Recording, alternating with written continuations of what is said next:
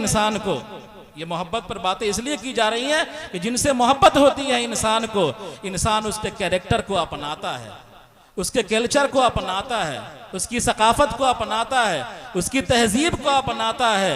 अगर आपको किसी बड़े से लगाव है, किसी बुरे आदमी से लगाव है, आप उसकी नक्काली करेंगे।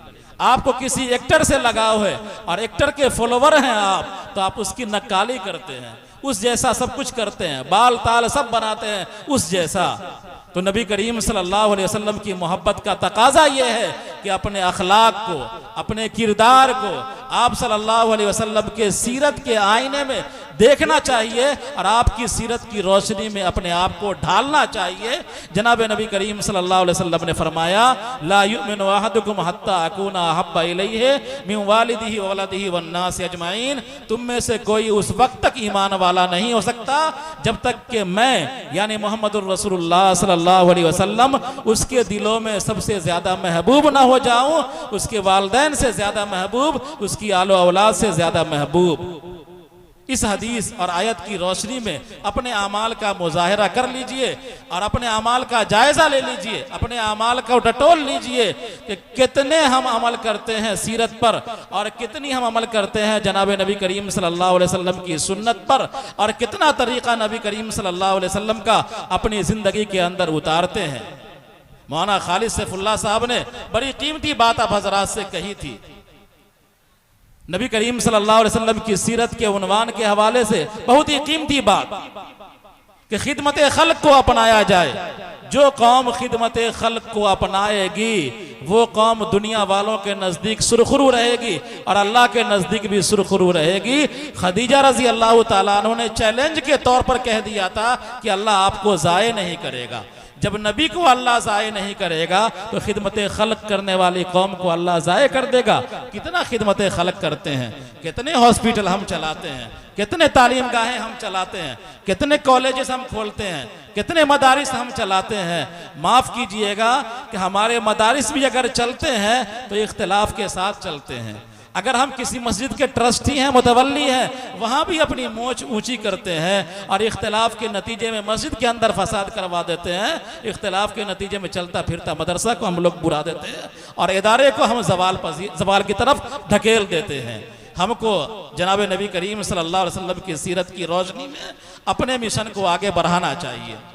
हज़रत अनस रज़ी अल्लाह ताला अन्हु बयान करते हैं कि नबी करीम सल्लल्लाहु अलैहि वसल्लम सबसे ज्यादा सखी थे और नबी करीम सल्लल्लाहु अलैहि वसल्लम सबसे ज्यादा हसीन थे और नबी करीम सल्लल्लाहु अलैहि वसल्लम सबसे ज्यादा शुजा और बहादुर थे।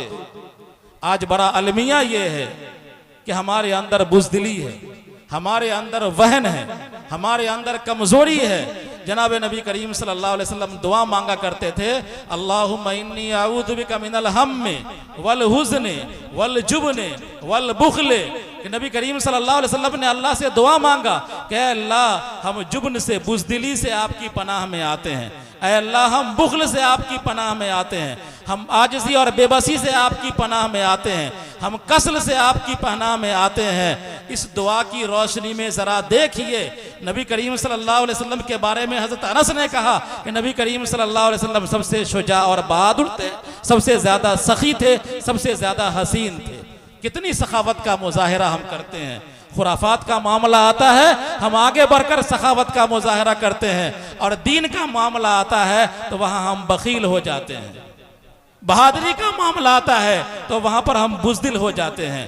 मदीना का वाक़या है कि मदीना के अंदर कुरान की आयत है कि मदीना में जनाब नबी करीम सल्लल्लाहु अलैहि वसल्लम जब हिजरत करके गए और सहाबा कराम वहाँ मौजूद थे तो सहाबा कराम को हर वक्त ये खदशा लगा रहता था कहीं मदीना पर किसी तरफ से कोई अलगार ना हो जाए। एक मर्तबा शदीद आवाज आई, जोर की आवाज आई। लोग परेशान थे कि यह आवाज किस तरफ से आई है और यह आवाज कैसी है। लोग इसी शशो पेश में थे, है इस बेश में थे कि उस आवाज की तरफ जाया जाए, उस आवाज को देखा जाए कि आवाज किधर से आई है, कहां से आई है। लोग इसी मखमसे की हालत में थे और निकलने की तैयारी में थे कि देखा कि नबी करीम सल्लल्लाहु अलैहि वसल्लम उस आवाज़ की सिमत से, जिधर से वो आवाज़ आ रही थी, उस आवाज़ के सिमत से आप वापस आ रहे हैं। यानी कौम अभी जाग रही है, उस आवाज की तरफ जाना चाह रही है। और नबी करीम सल्लल्लाहु अलैहि वसल्लम हजरत तलहा रज़ी अल्लाह ताला अन्हु के घोड़े पर आ रहे हैं काफी तेजी के साथ, और ये कह रहे हैं कि ये घोड़ा बड़ा तेज रफ्तार है और चलो चलो अपने घर चलो, उधर कोई आवाज नहीं है। ये बतलाना ये है, इस वाक़ये से, हदीस का ये वाक़या है कि नबी करीम सल्लल्लाहु अलैहि वसल्लम उस आवाज़ की तरफ लोगों के पहुँचने से पहले पहुँच गए। ये है बहादुरी और ये है नबी करीम सल्लल्लाहु अलैहि वसल्लम की शुजाअत। आज हाल यह है हमारा, अगर कोई वाक़या पेश आता है, कोई हादसा पेश आता है, किसी तरह का कोई वाक़या हो, मामूली हो या गैर मामूली, हमारे जो सरबराह होते हैं, जिम्मेदार होते हैं, जो कायदीन होते हैं, वो पीछे रह जाते हैं और कौम हल्ला करती है। कौम के हल्ला करने से क्या होगा? कायद को आगे बढ़ना पड़ेगा, जिम्मेदार को आगे बढ़ना पड़ेगा, और जिम्मेदार जब आगे बढ़ेगा तब जाकर के कौम उसके पीछे चलेगी। तो नबी करीम सल्लल्लाहु अलैहि वसल्लम इंतहाई शजा और इंतहाई बहादुर थे। मैं तफसील में नहीं जाना चाहता, इसलिए कि वक्त भी मेरे ख्याल से कम हो रहा है और वक्त सिमटता जा रहा है। आप एक दुआ फरमाया करते थे। नबी करीम सल्लल्लाहु अलैहि वसल्लम के सीरत के इस अहम पहलू को याद रखिएगा और अपने अंदर पैदा कीजिएगा। आप एक दुआ फरमाया करते थे, अल्लाहुम्मा बारिक li उम्मती फी बुकूरिहा, कि अल्लाह मेरी उम्मत के सुबह में बरकत अता फरमा।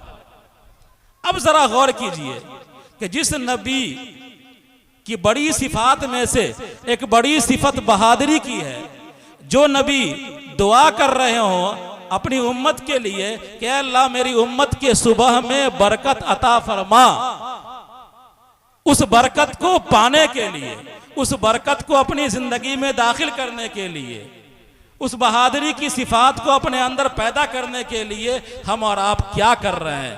माफ कीजिएगा, हमारा नौजवान तबका यहाँ पर बैठा हुआ है, इस्लाह मुआशरा का भी उन्वान है। माफ कीजिएगा आप तमाम हजरात। मैं दो मिसाल से समझाता हूं नौजवानों के अंदर जो खराबियां आई हैं। वो खराबियां ये हैं कि नौजवान बगैर काम के रात भर जागता है, और नौजवान सूरज के चढ़ने तक, जबकि सूरज दोपहर के करीब पहुंच जाता है और सरफ के करीब पहुंच जाता है, तब नौजवान तबका उठता है।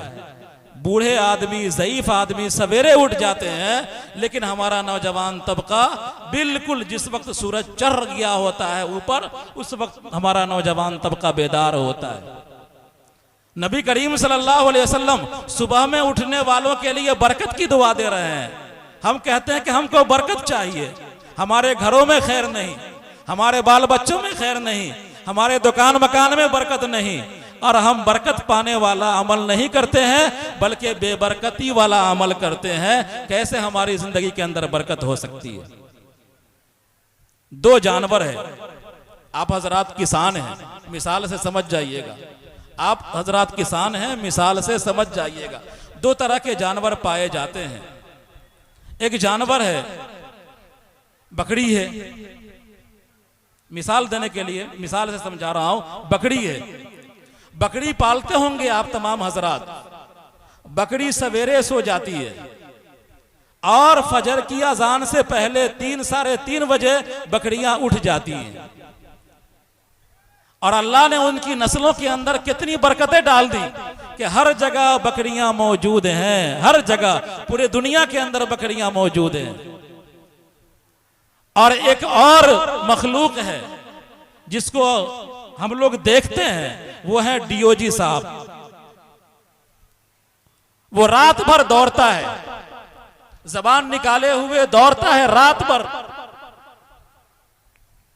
हत्ता के हम लोग जो सुबह को उठते हैं सुबह की अजान के वक्त, उस वक्त भी दौड़ रहा होता है। लेकिन जब सूरज तुलू होने वाला होता है तो जो खेत में या गड्ढे में जाकर के वो पड़ा होता है, सोया होता है। आपने डीओजी का रेवर कहीं देखा है? उसकी भीड़ भाड़ कहीं देखी है? सैकड़ों की तादाद में, हजारों की तादाद में कहीं झुंड देखा है? हालांकि उसके पास जो बच्चे